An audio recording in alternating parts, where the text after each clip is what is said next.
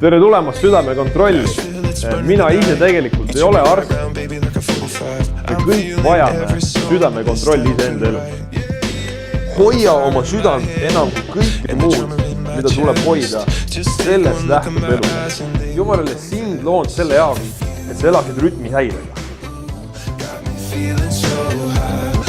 Kui me oleme loodud õhupalliks, siis esmalt nagu selle esimene kasutus, mis see sisse peaks tulema, on mingi õhk.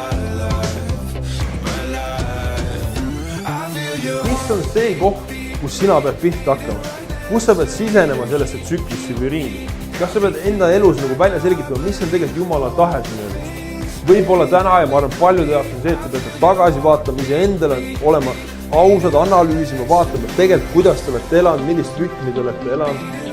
Võib-olla on see, et sa pead tegusid tegema, reaalselt välja elama, planeerima midagi. Nii et mis iganes see on, ma tahan, et sa võtaksid selle õhupalli praegu ja kirjutaksid selle õhupalli peale. Tahe, tagasivaade või teo.